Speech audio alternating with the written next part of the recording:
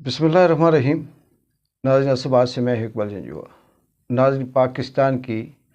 बदतरीन स्याह तारीख़ जो अदलिया की गुज़री, वो काजी नहीं कहेंगे, फ़ाइज़ ईसा की वो जो मुद्दत मुलाज़मत थी, जो चीफ़ जस्टिस जिस दौरान वो रहा, इसने तारीख़ के माजी के जितने भी रिकॉर्ड थे, चाहे वो 1400 साल के हों, 1000 साल के हों, या फिर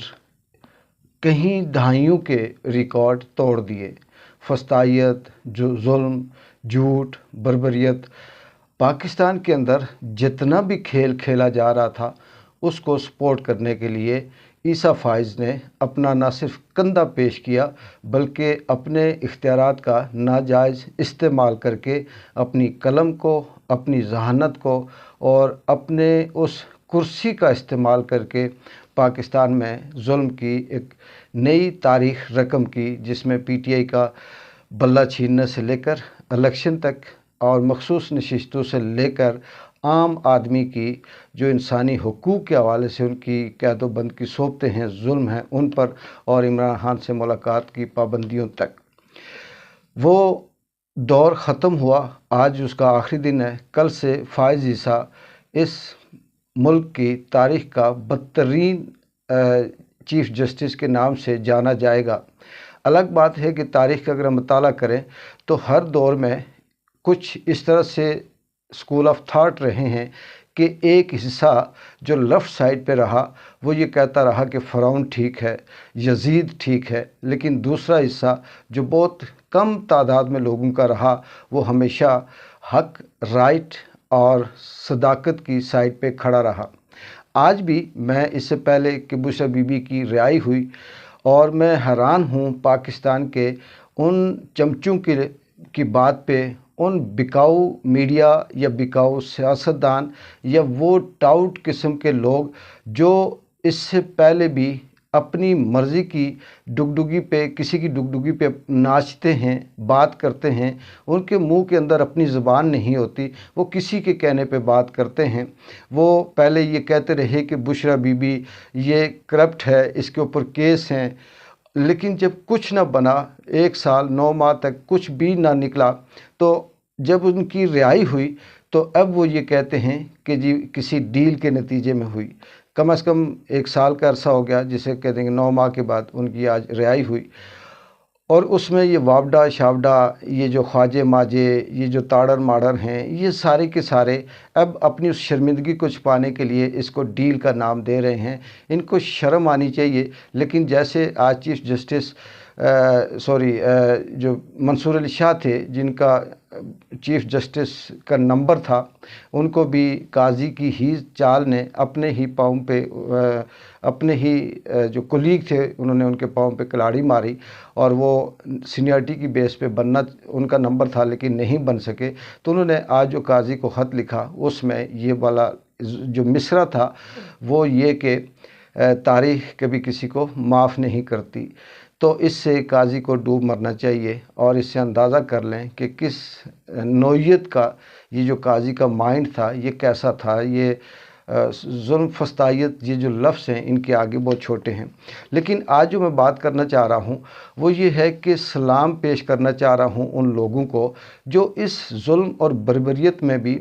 हक और सच के साइड पे खड़े हैं, और वो अपनी तरफ से कोई जितनी उनकी हैसियत है उस हैसियत में वो काम कर रहे हैं। इसमें सलाम पेश करता हूँ मैं उन लोगों को जिनका ताल्लुक़ मीडिया से हो, या अदलिया से हो, या सियासतदानों से हो, या आम आदमी अवाम से हो। मीडिया में भी इतनी सख्त पाबंदी के बावजूद यहाँ तक कि पूरे का पूरा मीडिया वो मकबूजा है, उसके ऊपर बात करने की इजाज़त नहीं है, इमरान खान का नाम लेने की इजाज़त नहीं है, उसके हवाले से सवाल करने की इजाज़त नहीं है, और यहाँ तक कि मीडिया के ऊपर उन स्पोक पर्सन को बुलाया जाता है जो कम से कम इमरान खान के ऊपर बात करें। और इसके बावजूद भी ऐसे सहाफ़ी हैं जिन्होंने कुर्बानियाँ दी, जिन्होंने जानें भी दी, जो अपना रोज़गार ख़त्म कर चुके हैं, जिन्होंने मुश्किलें, मुसीबतें, सोबतें सही हैं, कोई मुल्क के अंदर हैं और कोई मुल्क के बाहर हैं, लेकिन वो हक़ को, सच की आवाज़ उठाते रहे, वो बात करते रहे। बात वही है کہ جب بن نہ سکی بات ہیر پھیر سے، کتے لڑا دیے جنگل کے شیر سے، اور پھر اسی طرح سے ہے کہ میں چیختا رہا، میں کچھ کر نہ سکا، چیختا رہا، کیونکہ اس ظلم اور فسطائیت میں خاموش رہنا، وہ جو آج کل ہٹ ہوا ہوا گانا اس میں ہے۔ تو اس والی بات ہے کہ جس کے بس میں جو تھا وہ ضرور کرتا رہا، بولتا رہا، اور میڈیا کے اندر بھی ایسے صحافی آج بھی موجود ہیں جنہوں نے اپنا گھر بار زندگی ساری برباد کی، لیکن وہ حق اور سچ کی بات آج بھی کرتے ہیں، اور انہوں نے حق کا علم بلند کیا ہوا ہے۔ اسی طرح سے عدلیہ کے اندر جہاں قاضی جیسے، جہاں عیسیٰ فائز جیسے، جن کے اوپر چپے چپے سے لعنتیں آ رہی ہیں، اور جن کا کل سے زندگی پرائیویٹ ہونے جا رہی ہے، اور پھر تاریخ مورخ جب لکھے گا تو وہ یہ لکھے گا کہ عیسیٰ علیہ السلام کے بعد 2400 سال کے بعد بھی، یعنی یہ جو پاکستان کے اندر جو نظام تھا، جو عدلیہ تھی، اس کو اگر کسی نے ڈکٹیٹر کے انڈر کیا، اس کو بیوروکریٹس بنا کے رکھ دیا، اس عدلیہ کے ججوں کو کسی نے ملازم بنا کے رکھ دیا، کسی کی لونڈی بنا کے رکھ دیا، تو اس کے پیچھے قاضی عیسیٰ فائز کا ہاتھ تھا، اور قاضی نے اس عدلیہ کے نام پر اپنے آپ کو سیاہ دبا بھی لگایا، اور پھر وہ اس کے لیے وہ سارے دروازے، وہ رستے بند کر گیا۔ لیکن خیر، ظلم ہوتا ہے، زیادہ عرصہ نہیں چلتا، لیکن اس کے باوجود بھی سلام ہو عدلیہ کے ان ججز پہ جو اس مشکل دور میں بھی، فسطائیت کے دور میں بھی، کبھی لاہور ہوتے ہیں، پھر کبھی وہ اسلام آباد ہوتے ہیں، پھر وہ جیلم جاتے ہیں، پھر وہ اڈیالہ جاتے ہیں، اور یہاں تک کہ انہیں اجازت نہیں ملتی، پھر بھی صبح سے شام تک وہ بھاگتے رہتے ہیں۔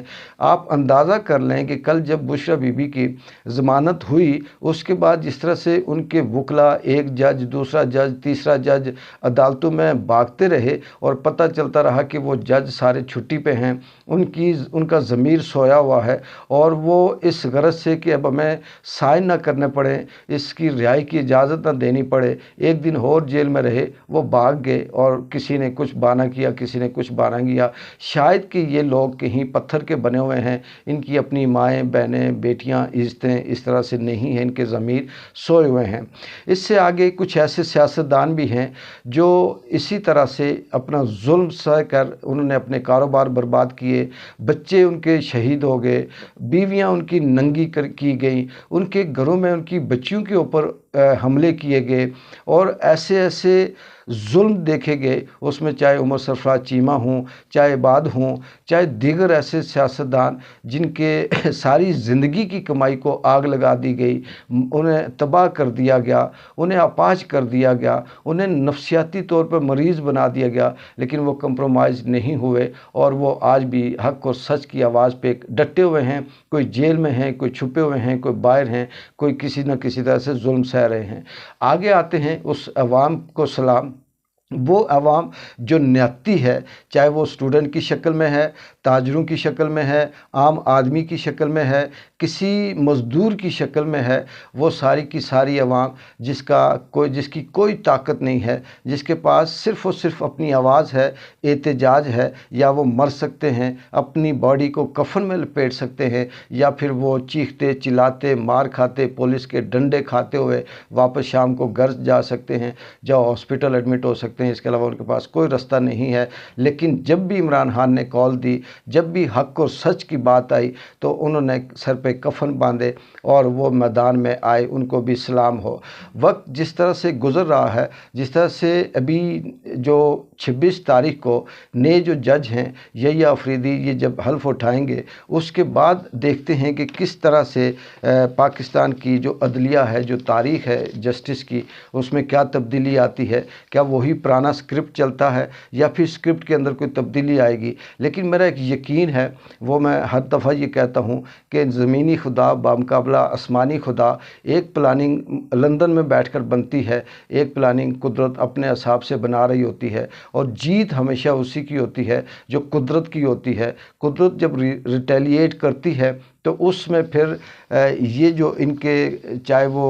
اسٹیبلشمنٹ ہو، بیوروکریسی ہو، ماجے گانجے ہوں، مسخرے ہوں، پارلیمنٹ ہوں، یہ جھوٹی آئینی ترمیمیں کر رہے ہوں، یہ گورکھ دھندے لوگوں کو سنا رہے ہوں، یہ جو بھی بیان دے رہے ہوں، یہ پھر کام نہیں آتے۔ اور قدرت چاہے تو کسی مچھر سے بھی کام لے سکتی ہے، قدرت چاہے تو کسی ایسے ظالم شخص کا ذہن بدل کے اس سے بھی کام لے سکتی ہے، اور قدرت چاہے تو اپنا کوئی ایسا رنگ دکھا کر بھی کام لے سکتی ہے۔ مجھے لگتا یہ ہے کہ اس ملک کے اندر ابھی بہت کام ہونا باقی ہے، بہت تبدیلیاں ہونا باقی ہیں، اور کہیں نہ کہیں سے کوئی ایسا راستہ، کوئی ایسی روشنی نکلے گی جو اس ملک کو بہتر کرے گی، اس ملک کو سدھارے گی، اور انشاءاللہ تعالی یہ جو فسطائیت والے، یہ جو رجیم چینج فارم 47 جعلی لوگ بیٹھے ہوئے ہیں، ان کا خاتمہ بہت جلد ہوگا۔ اور اپنے ہی ہاتھوں پہ انہوں نے اپنے ہاتھوں سے یہ جو لگائے ہیں پودے، یہ جو آئینی عدالت بنانے جا رہے ہیں، یہ جو جوڈیشل کمیشن بنائیں گے، یہ جو اپنی مرضی کا جج لے کے آئیں گے، یہی ان کے لیے ان کی تباہی کا باعث بنے گے انشاءاللہ۔ ایک بار جنجوع کو اجازت دیں، اللہ حافظ۔